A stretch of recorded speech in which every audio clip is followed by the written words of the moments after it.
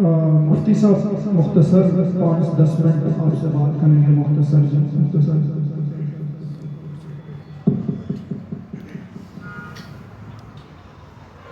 نحمده ونصلي ونسلم على رسوله الكريم اما بعد فاعوذ بالله من الشيطان الرجيم بسم الله الرحمن الرحيم هو الذي بعث في الأميين رسولا منهم يتلو عليهم آياته ويزكيهم ويعلمهم الكتاب والحكمة وقال النبي صلى الله عليه وسلم إنما بعثت لأتمم مكارم الأخلاق ونحن على ذلك من الشاهدين والشاكرين والحمد لله رب العالمين. آپ حضرات کو اس بات کا علم ہے کہ ربیع الاول کا مہینہ ہے اور اس مہینے کے اندر نبی کریم صلی اللہ علیہ وسلم کی ولادت بھی ہے اور آپ علیہ السلام کی وفات بھی اسی مہینے میں ہے. سیرت کے حوالے سے حضرت ڈاکٹر صاحب نے بھی بات کی، مولانا زید احمد صاحب نے بھی بات کی.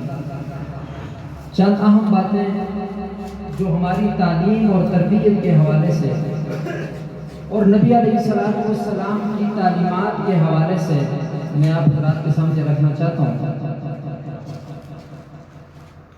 اس ربیع الاول کے مہینے میں نبی علیہ السلام کے کمالات، آپ کی صورت، آپ کی سیرت، آپ کا جمال، آپ کے معجزات، تمام چیزوں کو بیان کیا جاتا ہے.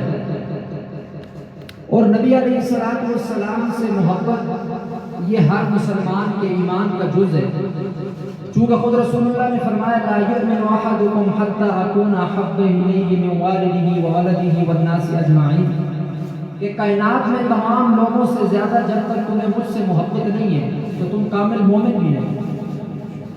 اب چونکہ اسلام ایک مکمل ضابطہ حیات ہے، ایک قانون ہے زندگی گزارنے کا، تو اس نے اس محبت کا معیار بھی مقرر کیا. خود رسول اللہ نے فرمایا کہ میرے ساتھ محبت کا معیار کیا ہے. رسول اللہ نے دوسری حدیث میں فرمایا من احبنی فقد اطاعنی، کہ محض میری محبت کے نعرے نہ لگاؤ کہ ہم نے محبت کا دعویٰ کیا، سال میں ایک سیمینار رکھ دیا اور اس کی میلاد کے تذکرے ہو گئے. نہیں، محبت کا معیار میری اطاعت ہے. من احبنی فقد اطاعنی، جس نے مجھ سے محبت کی اس پر لازم ہے کہ وہ میری اطاعت کرے. تو آج عمل کی بات کوئی نہیں کرتا، عمل سے ہماری زندگی خالی ہے. ڈاکٹر صاحب نے ذکر کیا کہ یہود اور نصارہ اس سازش میں ملوث ہیں کہ وہ اپنے لوگوں کو قرآن و سنت کی تعلیم دیں. اس کا مقصد ان کا مقابلہ ہے کہ وہ مسلمانوں کا مقابلہ کریں. اور ہم چونکہ مسلمان ہیں، ہم نے ایمان لایا ہے، تو ہم اس کو پڑھتے نہیں ہیں. نہ ہم نبی علیہ السلام کی سیرت پر مطالعے کا کوئی ذوق ہے، نہ قرآن کریم کی تعلیمات حاصل کرنے کا کوئی ذوق ہے. چونکہ خود قرآن کریم اللہ کے نبی کی سیرت، حضرت عائشہ نے فرمایا کہ نبی علیہ السلام کی سیرت جو ہے وہ قرآن کریم ہے. اب ایک شخص قرآن پڑھتا نہیں ہے، اس کو نبی علیہ السلام کی سیرت کا کیسے پتہ چلے گا؟ حدیث آپ کے فرامین جو مسلمانوں کے لیے رسول اللہ نے ضابطہ حیات بنائے، ان کو جب پڑھتا نہیں ہے انسان تو کیسے پتہ چلے گا آپ کی صورت اور سیرت کیا ہے؟ محض ایک محبت کا دعویٰ ہے تو یہ کمزور دعویٰ ہے. جب تک اس کے ساتھ عملی زندگی میں رسول اللہ کی تعلیمات ہم نہیں لائیں گے اس وقت تک یہ دعویٰ کمزور ہے. ایمان کے کامل ہونے کے لیے جس محبت کو اللہ کے نبی نے معیار رکھا ہے اس کے ساتھ عمل شرط ہے. خود رسول اللہ نے فرمایا، یہ بخاری کی حدیث ہے، کہ جس نے مجھ سے محبت کا دعویٰ کیا اس پر لازم ہے کہ وہ عمل بھی کرے. تو اللہ کے نبی کی آمد کا ایک مقصد ہے. بہت سے مقاصد قرآن کریم نے بیان کیے، اس میں سے میں 6 مقاصد پر صرف آپ کو اشارہ کرنے بات کرتا ہوں. اس آیت کو اللہ رب العزت نے قرآن کریم میں 3 جگہ ذکر کیا ہے کہ ہم نے رسول اللہ کو کس مقصد کے تحت بھیجا ہے. آپ ایک لمحے کے لیے آپ اس ماحول کو تصور کریں کہ جس کے اندر نبی علیہ السلام کی بعثت ہے. آپ دیکھیں کہ وہ لوگ جو اپنی بیٹیوں کو زندہ درگور کر رہے ہیں، دفن کر رہے ہیں، نبی علیہ السلام کی بعثت کے بعد وہ اپنے کاندھے سے چادریں اتار کر لوگوں کی بیٹیوں کے ساتھ ڈانٹ رہے ہیں. تبدیلی ہے نا یہ. وہ لوگ جو تلخ کلامی کی وجہ سے سالہ سال ایک دوسرے کے بیٹوں کو قتل کر رہے ہیں، خانہ جنگیاں کر رہے ہیں، نبی علیہ السلام کی بعثت کے بعد ان میں اس قدر تبدیلی ہے کہ وہ اخوت، بھائی چارہ، ملنساری اور اخلاق کے ایک اعلیٰ پیمانے پر فائز ہیں۔ آخر رسول اللہ نے کسی مقصد کے تحت کام تو کیا ہے نا کہ اتنی تبدیلی ان کے اندر آئی ہے کہ یکسر ان کی حالت تبدیل ہوئی۔ ان کی اخلاقی کیفیات کو دیکھیں، ان کے معاشرے کو دیکھیں، ان کی سماجیات کو دیکھیں، ان کی گفتگو کو دیکھیں، ان کی زندگی کے معیار کو دیکھیں۔ آپ ایک لمحے کے لیے دور جاہلیت کا تصور کریں، پھر رسول اللہ کی بعثت کو سامنے رکھیں اور پھر اس کے بعد ان کے حالات کو دیکھیں، تب آپ کو سیرت کا پتہ چلے گا کہ سیرت کس چیز کا نام ہے۔ سیرت کا اسی وقت پتہ چلے گا جب آپ تقابل کریں دونوں زندگیوں کا، زمانے جاہلیت کا تقابل کریں، اپنی عادات کا تقابل کریں، اپنی عادات کو دیکھیں، اپنے کاروبار کو دیکھیں، اپنی زندگی کو دیکھیں، اپنی معاشرت کو دیکھیں، اور پھر نبی علیہ السلام کی ذات کو دیکھیں اور ان کی تعلیمات کو دیکھیں، پھر پتہ چلے گا کہ سیرت کیا ہے۔ تو چونکہ میں بات یہ کر رہا تھا نبی علیہ السلام کی آمد کے مقصد کی، آپ ان لمحات کو سامنے رکھیں کہ اس قدر درندگی ہے اور اس کے بعد ایک دم سے جو تبدیلی ہے، تو نبی علیہ السلام کا مشن کیا تھا، آپ کا کاج کیا تھا، آپ کا ویر کیا تھا، آپ نے کس مقصد کے تحت کام کیا کہ لوگوں میں ایک دم تبدیلی ہے۔ تو اللہ نے قرآن کریم میں متعدد جگہ پر اس آیت کو ذکر کیا ہے کہ ہم نے نبی رحمت کو کس مقصد کے لیے بھیجا، اور حضرت ابراہیم کی دعا ہے پہلے اس بارے میں اللہ نے ذکر کی ہے کہ اے اللہ، یعنی کہ حضرت ابراہیم نے رسول اللہ کے لیے دعا کی۔ جب حضرت ابراہیم نے کعبہ کو تعمیر کیا، تعمیر کرنے کے بعد حضرت ابراہیم نے فرمایا کہ اللہ اس کو آباد کرنے والا بھیجا، تو وہ آباد کرنے والے محمد عربی کی ذات تھی کہ محمد عربی کو بھیج جو اس کے اندر قرآن کی شمع جلائے، اپنی تعلیمات کی شمع جلائے، جس سے قرۂ ارض روشن ہو۔ تو آج قرآن کی تعلیم سے ہم کوسوں دور ہیں، درس قرآن کا کوئی ماحول نہیں۔ تو مقصد قرآن میں سب سے پہلے جو اللہ نے فرمایا هو الذی بعث فی الأمیین رسولا منہم، کہ ہم نے عرب کے معاشرے میں ایک رسول بھیجا، ان پڑھوں کے معاشرے میں ایک رسول بھیجا، یتلو علیہم آیات۔ پہلا مقصد اس کا یہ وہ قرآن کی تلاوت کرے ہوگا۔ سب سے پہلا مقصد نبی علیہ السلام کا یہ کہ وہ قرآن کی تلاوت کرے، اللہ کی آیتوں کو پڑھ پڑھ کر سنائے۔ اور جب حضرت ابراہیم نے رسول اللہ کے لیے دعا مانگی تو ان کی بھی پہلا مقصد یہی تھا کہ یتلو علیہم آیات، کہ اللہ ایسا نبی بھیج جو تیری آیتوں کو پڑھ پڑھ کے امت کو سنائے۔ تو رسول اللہ کا پہلا مقصد یہ تھا کہ وہ اپنی قرآن کی آیتیں پڑھ کر لوگوں کو سنائیں گے۔ آج ہم دیکھیں نا، ہمیں تو صحیح سے قرآن پڑھنا نہیں آتا۔ سیرت کا دعویٰ اسی وقت ہم عملی طور پر اپنی زندگی میں لائیں گے جب رسول اللہ کے اس مقصد پر عمل کریں گے۔ قرآن کو سیکھیں بھائی، 80% لوگ قرآن غلط پڑھتے ہیں، یہ میں مجھ سمیت نہیں۔ اس کی وجہ یہ ہے کہ نبی علیہ السلام کے مقصد کو نہیں جانا۔ پہلا مقصد یہ قرآن نے بیان کیا، 3 جگہوں پر میں آپ کو دکھا سکتا ہوں۔ اللہ نے کہا ہے کہ ہم نے نبی کو بھیجا کہ وہ قرآن کی تلاوت کرے لوگوں کو، یتلو علیہم آیات ویزکیہم۔ یہ نبی علیہ السلام کا دوسرا مقصد ہے کہ وہ لوگوں کے دلوں کا تزکیہ کرے۔ اس تزکیے سے کیا مراد ہے؟ دلوں کی صفائی کرے، حسد کو نکالے، بغض کو نکالے، کفر کو نکالے، شرک کو نکالے، بدعات کو نکالے۔ آپ کی زندگی میں جو خلاف شریعت کام ہے اس کو دل سے نکالنا یہی تزکیہ ہے۔ جب خلاف شریعت باتیں نکلی دل سے تو پھر اللہ بسے گا دل۔ جب ہر کام آپ کے دل سے نکل گیا، دنیا کی محبت دل سے نکل گئی تو پھر اللہ آئے گا۔ صوفی کا بھی یہی کام ہے۔ صوفی کا تزکیہ کیا ہے؟ صوفی یہی تزکیہ کرتے ہیں کہ دل سے دنیا کی محبت نکلے۔ تو یہ رسول اللہ کا مقصد ہے کہ انہوں نے یزکیہم، ان قرآنی آیات کا ذکر۔ اور یہ یاد رکھیں کہ تزکیہ کا طریقہ خود قرآن نے بتایا۔ وہ کیا ہے؟ قرآن کی آیتیں۔ دل کی صفائی، دل میں پوچھا کیا چیز مارے گا؟ قرآن کی آیتیں مارے گا۔ قرآن کی آیتوں سے دل کی صفائی ہوگی۔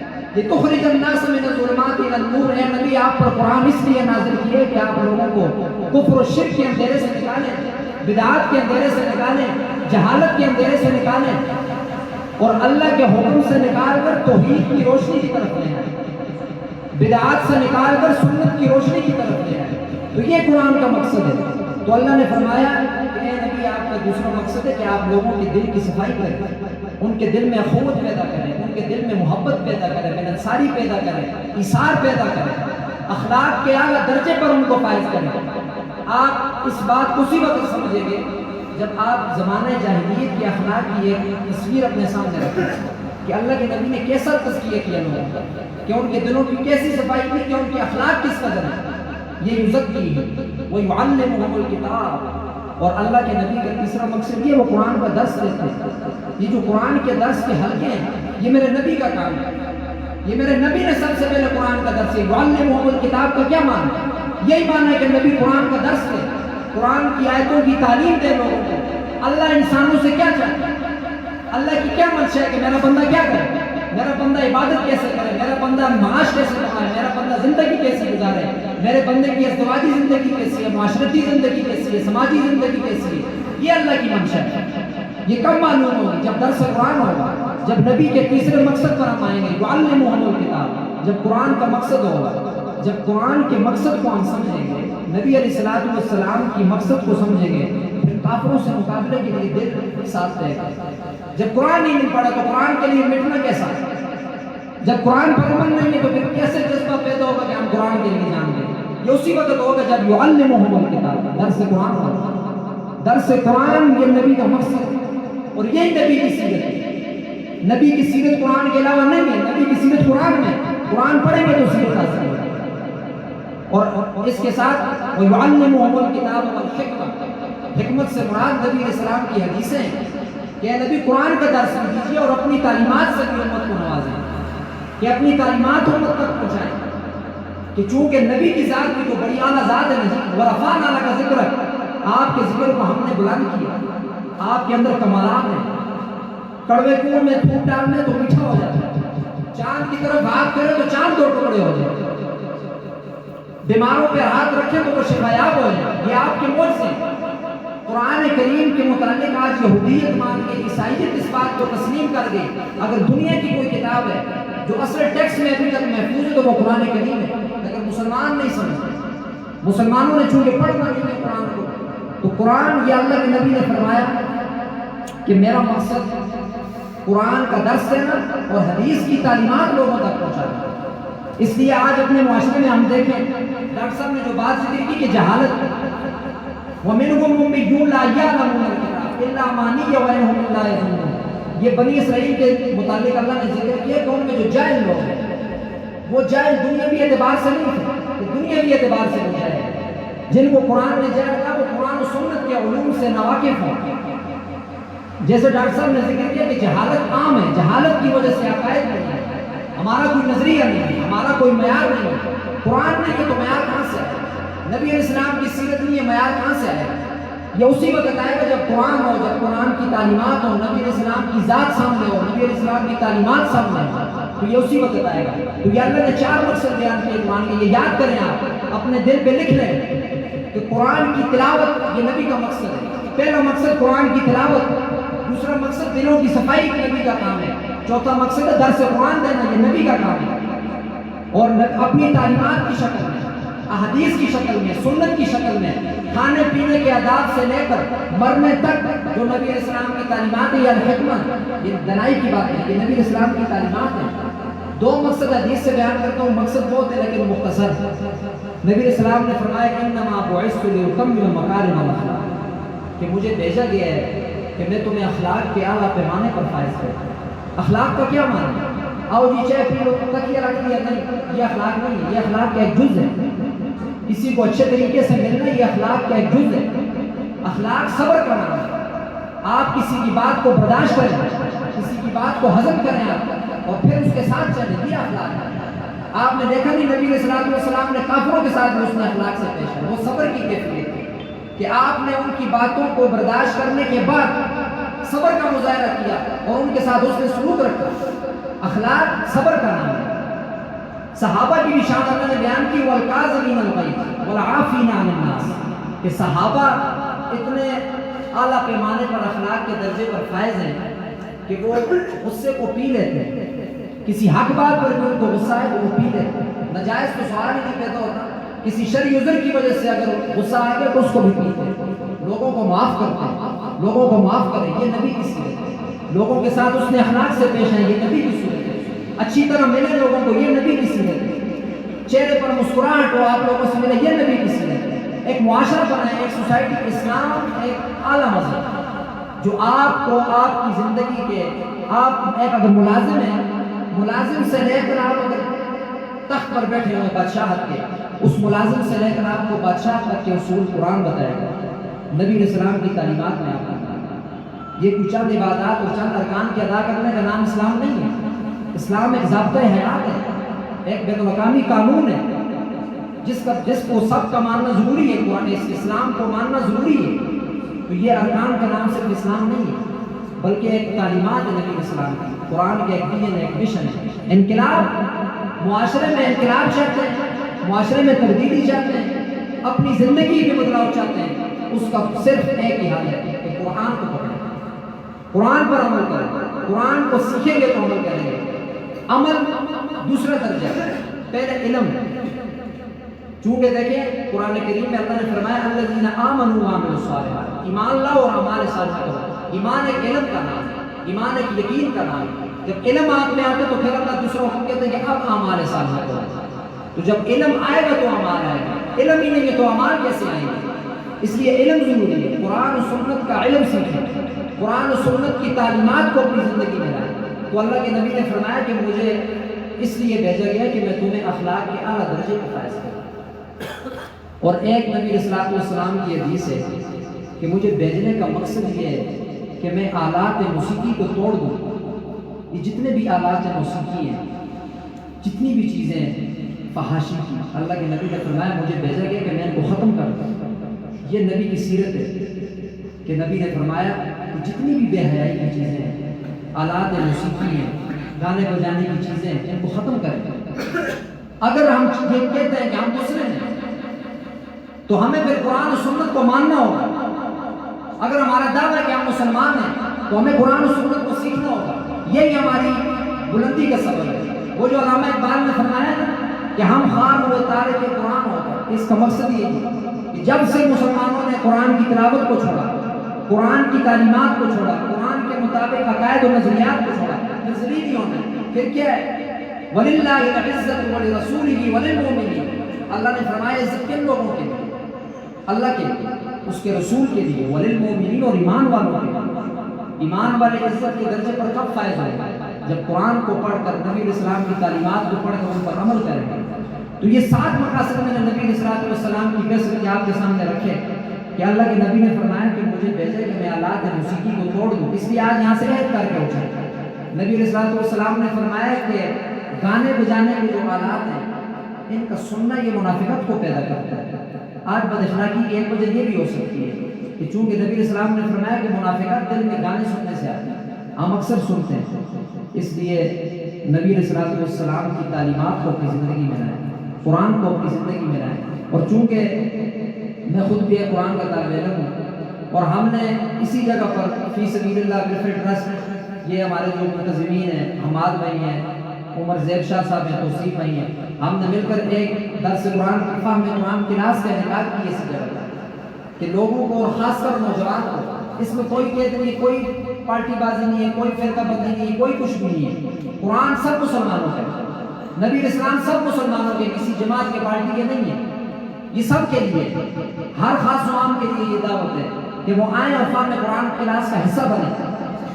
تب آپ کے عقائد بھی بنیں گے اور نظریات بھی ہوں گے، اور تب آپ کے اندر ایک مسلمانیت کا جذبہ پیدا ہوگا۔